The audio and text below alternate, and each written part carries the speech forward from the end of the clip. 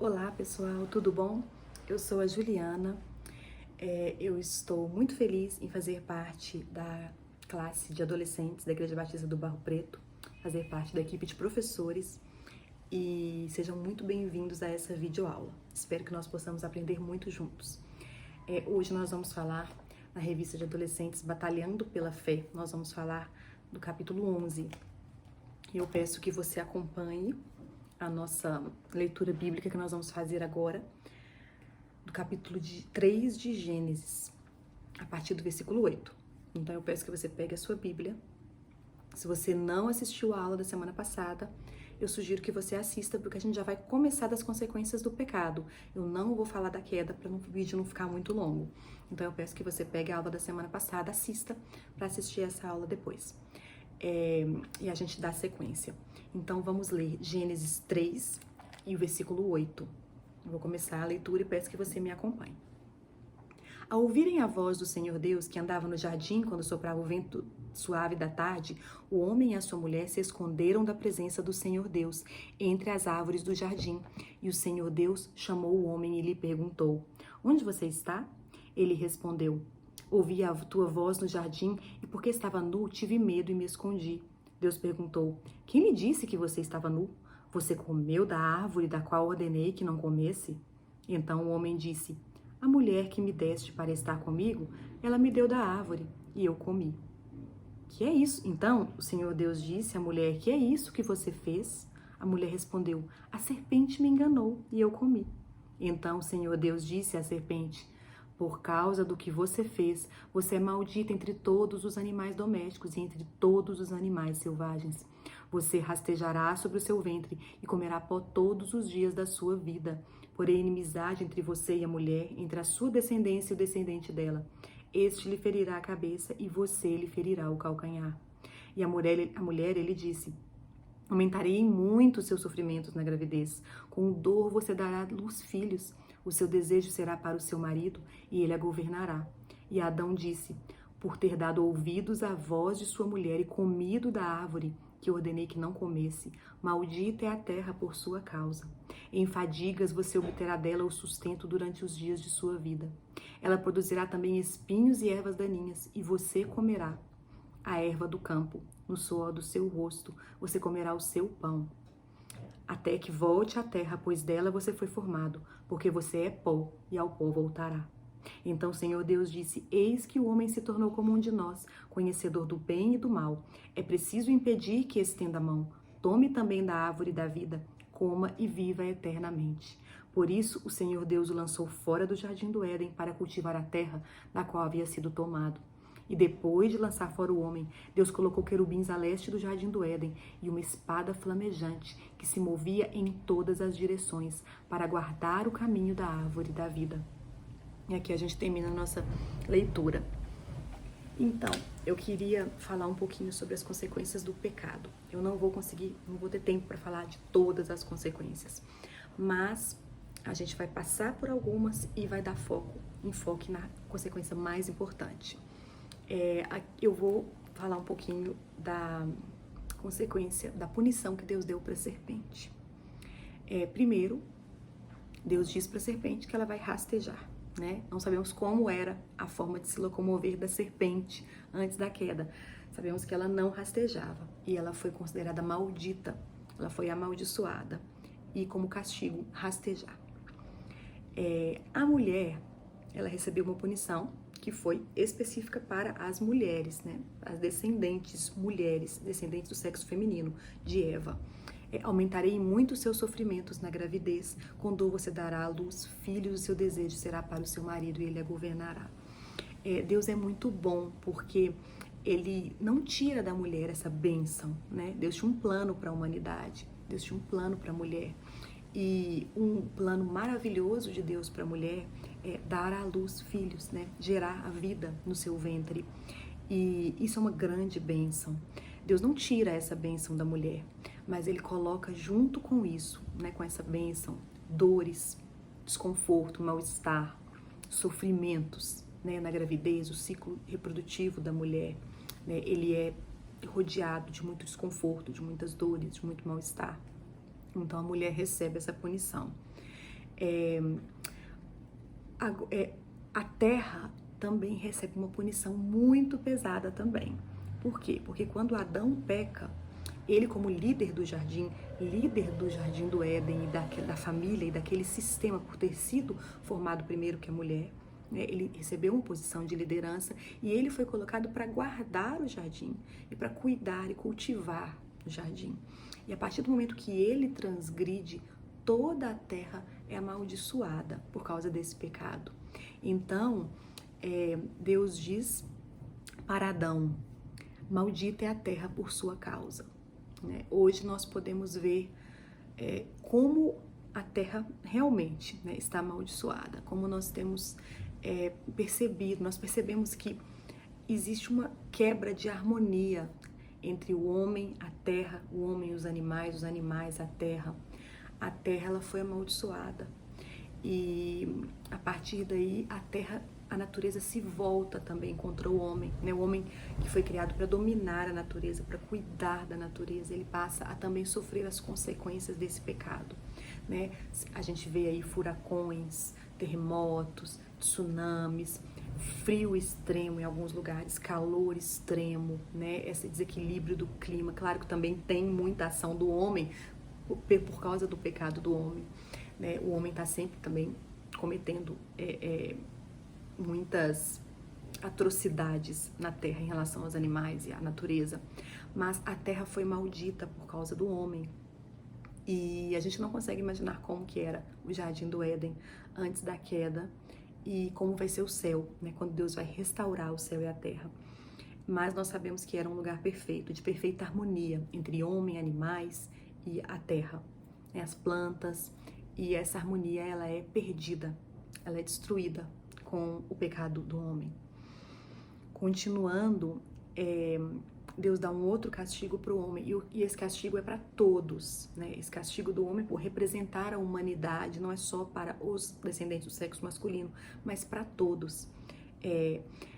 Deus diz para ele que em fadigas você obterá da terra o sustento durante os dias da sua vida. A terra produzirá também espinhos e ervas daninhas, e você comerá a erva do campo. E no suor do seu rosto você comerá o seu pão, até que volte à terra, pois dela você foi formado, porque você é pó, e ao pó voltará. Então, aqui a gente vê que existe uma consequência ligada ao trabalho. Eu já ouvi pessoas falando que o trabalho é consequência do pecado. De jeito nenhum. O trabalho é uma bênção. O trabalho foi dado para o homem antes do pecado. Deus coloca o homem para cuidar do jardim, guardar o jardim. E Deus também dá ao homem a tarefa de nomear todos os animais. Então o homem, ele já tinha trabalho antes da queda. Porém, aquilo que é bênção, da mesma forma que para a mulher o que era bênção, dar à luz, passa a ser rodeado de coisas ruins, de frustração, de dificuldade, de dores, para o homem também. Aqui, para toda a humanidade, em todo o seu trabalho, há suor e fadiga na hora de cultivar a terra. Por quê? Ervas daninhas, dificuldade para se conseguir o fruto da terra. E como que a gente pode aplicar isso nos dias de hoje, né? Além da agricultura, por mais que já existam muitas tecnologias, né? Pesticidas, fertilizantes, nós sabemos e vemos sempre muitas notícias de geadas que estragam plantações inteiras, de pragas. Então o homem ainda não consegue, não tem como o homem impedir completamente essas tragédias, essa dificuldade que é lidar com a terra, né? A terra se voltando contra o homem. O que era antes simples, fácil, cultivar a terra, passa a ser difícil por causa do pecado. Mas hoje você que é adolescente, você que estuda, como que você vivencia isso, né, no seu dia a dia? Quando você está estudando, é uma bênção estudar, né? Você não estuda, você não trabalha, mas você está estudando porque você quer se preparar para um dia trabalhar. Você quer adquirir conhecimento e você quer um dia ter uma profissão para que você possa trabalhar, prover para sua família, contribuir, né, com a humanidade através do seu conhecimento. E é uma forma de trabalhar, né? O estudo é considerado um trabalho. E você está ali trabalhando e você percebe o tanto que é difícil, né? Muitas vezes é difícil acordar cedo. Quantas vezes, né, a gente fica ali naquela preguiça de acordar, o cansaço acumulado. Quantas vezes você estuda para uma prova, estuda incessantemente para uma prova? Tem 5 capítulos a matéria da prova e você estuda, e aí um capítulo você deixa, ali não teve tempo de estudar direito. Aí chega o dia da prova, você chega seguro porque você está muito bem preparado e logo naquela prova tudo que cai é daquele capítulo que você não teve tempo de estudar direito e você fica frustrado, tira uma nota ruim, apesar de ter se desgastado madrugadas estudando.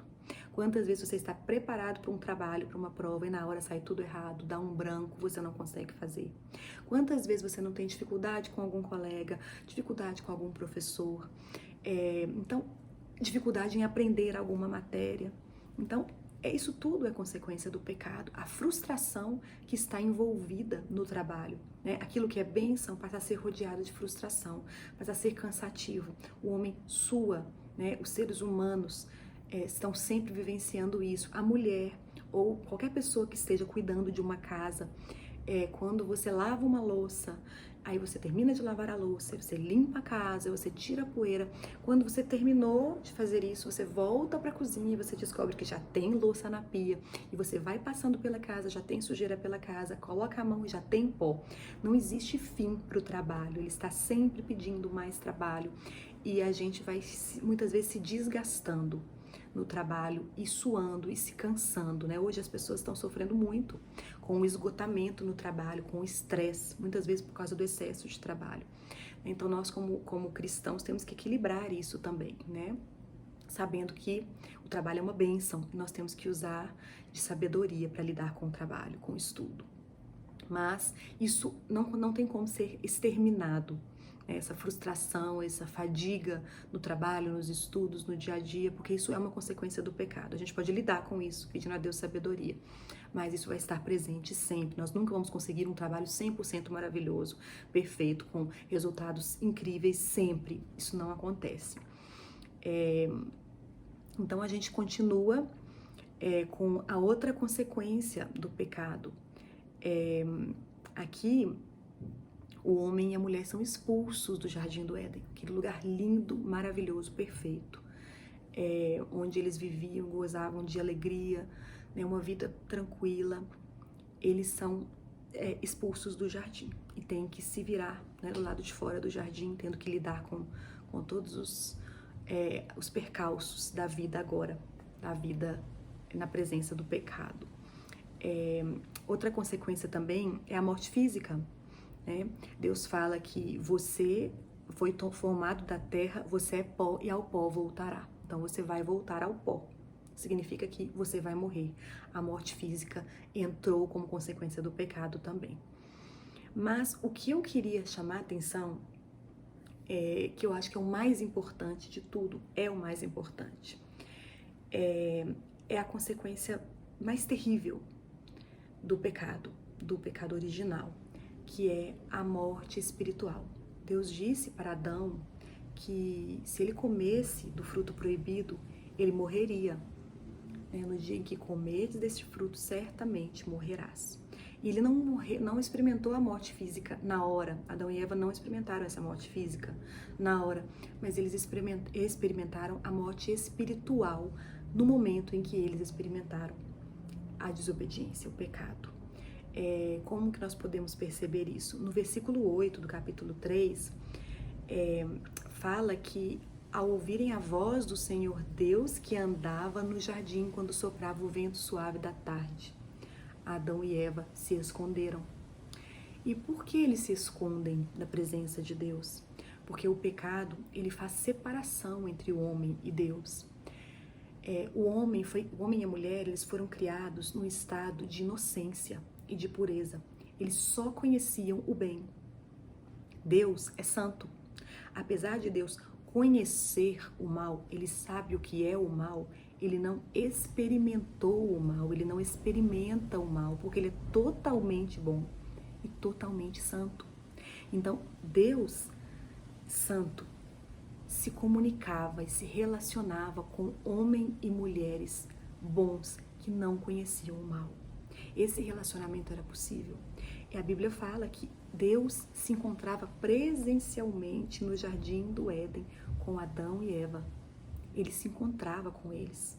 Fala que Deus andava no jardim quando soprava o vento suave da tarde, todos os dias. Deus estava lá, nesse encontro com Adão e Eva. Então, existia um relacionamento.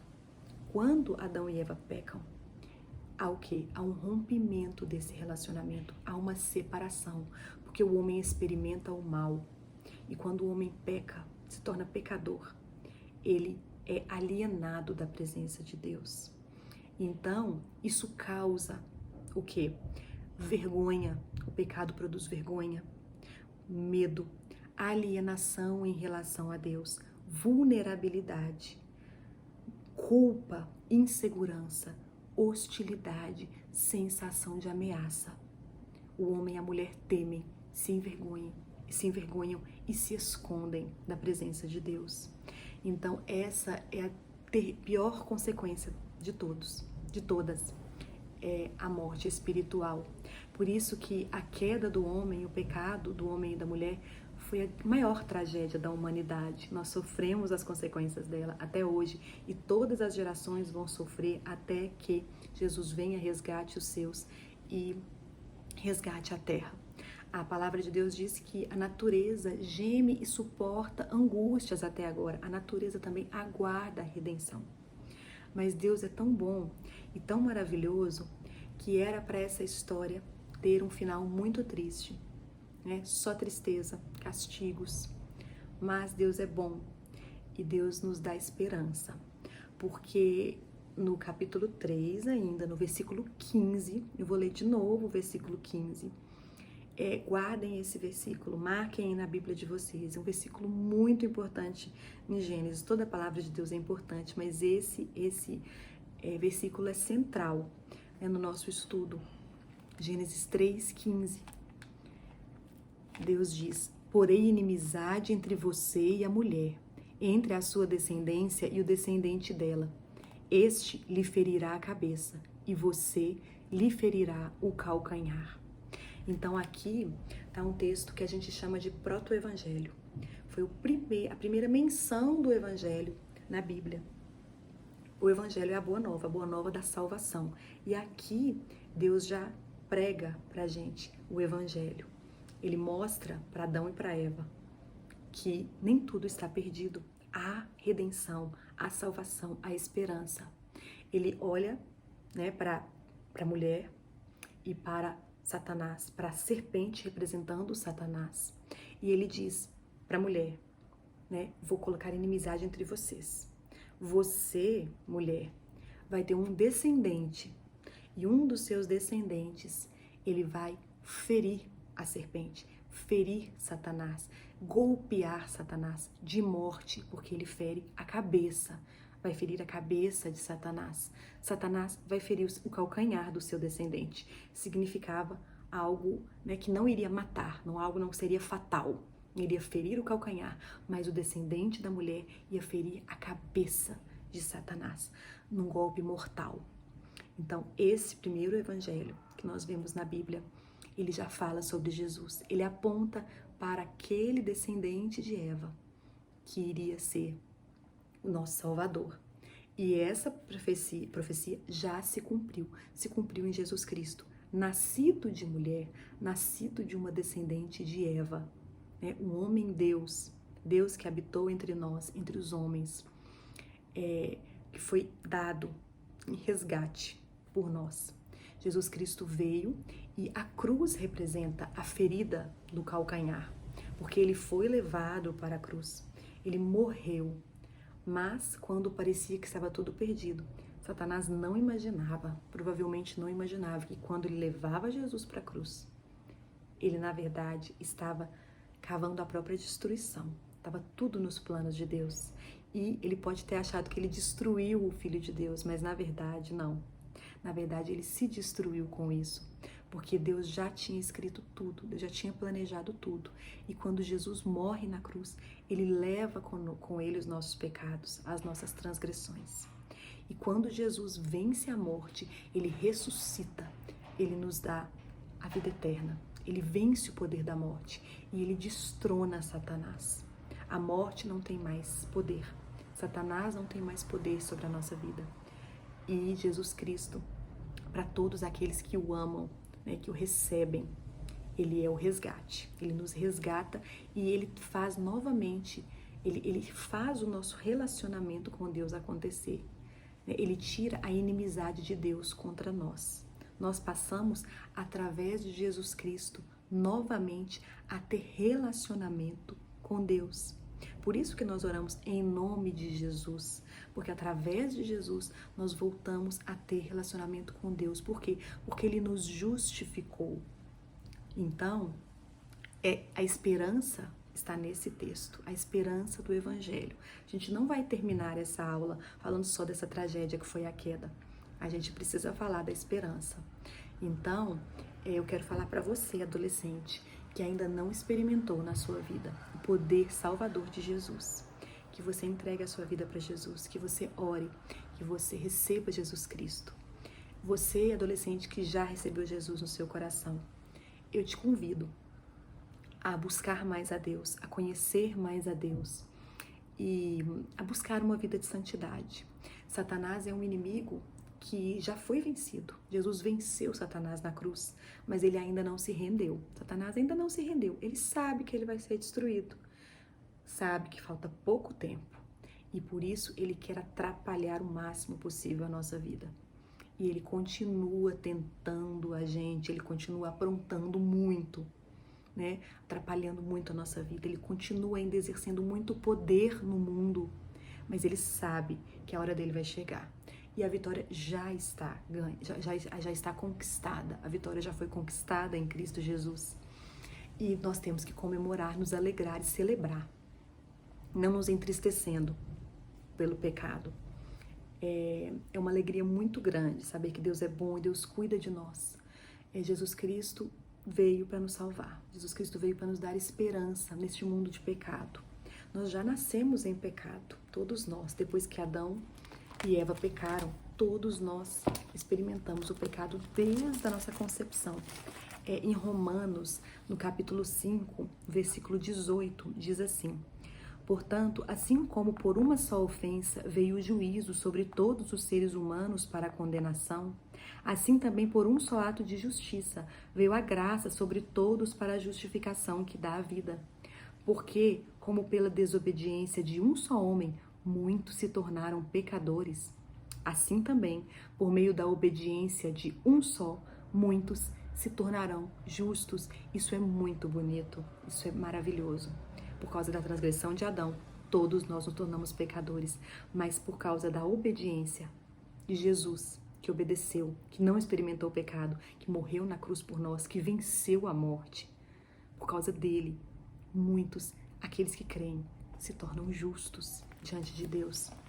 Isso é maravilhoso. Mas mesmo se você já tem Jesus, se você é salvo por Jesus, você sabe, jovem adolescente, como é difícil se manter limpo, se manter longe do pecado, né? Não só Satanás nos tenta, mas também a nossa própria carne, nosso corpo, nossa carne, que é pecadora, né? Nossa natureza pecaminosa, muitas vezes nos impele ao pecado. Mas graças a Deus que nos deu o Espírito Santo, nós temos as armas para vencer o pecado. É através da oração, através da leitura da palavra de Deus. Nós devemos buscar a santidade, né? Pedir a Deus que nos limpe, né? Que nos perdoe, que nos ajude a cada dia a viver uma vida de santidade, para sermos luz neste mundo, para que possamos levar esse evangelho para todas as nações, para todos aqueles que estão perto de nós, para que possamos cumprir o plano de Deus na nossa vida. Então, lembrando que o pecado, ele sempre tem consequências terríveis. Algumas consequências nós já nascemos com elas, mas muitas consequências nós não precisamos experimentar. Se nós buscarmos a santidade, se nós buscarmos andar nos caminhos de Deus, seremos poupados de muitas consequências, de muitos pecados terríveis que o ser humano comete. Então, eu peço que você, jovem, você adolescente, busque o Senhor em oração, leia a palavra de Deus, busque conhecer cada dia mais, busque estar cada vez mais perto do Senhor, para que você possa viver uma vida de santidade e ficar livre de consequências tão terríveis que os pecados do dia a dia podem causar para nós e para aqueles que nós amamos e para aqueles que estão perto de nós. Então eu peço que você realmente esteja se dedicando, né, numa vida de santidade, que você busque uma vida de santidade e é isso. A gente está à disposição de vocês e espero que vocês possam continuar conosco, né, nas próximas aulas e que vocês sejam abençoados cada dia, através da leitura da palavra, dos estudos, e é isso. Muito obrigada pela atenção e até a próxima. Um abraço.